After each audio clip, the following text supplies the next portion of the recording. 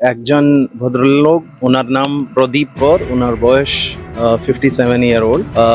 উনি এখানে এই ফ্ল্যাটে থাকেন। আজকে উনি ওনার বডি যে আছে হ্যাঙ্গিং অবস্থায় পাওয়া গেছে, এবং বডির পাশে একটা রেজিস্টারে, একটা খাতায় ওনার সুসাইড নোট লেখা ছিল।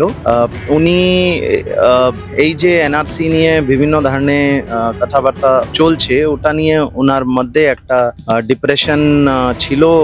ওটা নিয়ে উনি প্রচন্ড চিন্তিত ছিলেন।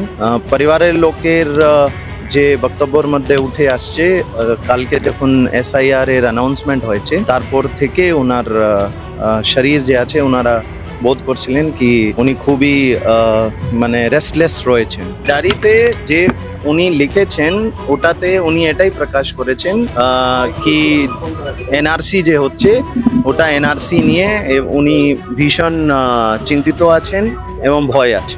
আমাদের সাথে আজকে 15 বছর ধরে কিছুই নেই, কি দেখবো? উনি নিজের থেকে যেটা লিখেছে সেটাই লিখেছে। ওই এনআরসির জন্যই উনি, মানে এটা নিয়ে ওনার মাথাটা প্রবলেম হয়ে গেছে, স্পষ্ট কথা। বাংলাদেশ থেকে এসছে সে আজকের কথা, সেটা কোনো মানে উনি এখানে রয়েছে বিগত 50 বছর রয়েছে।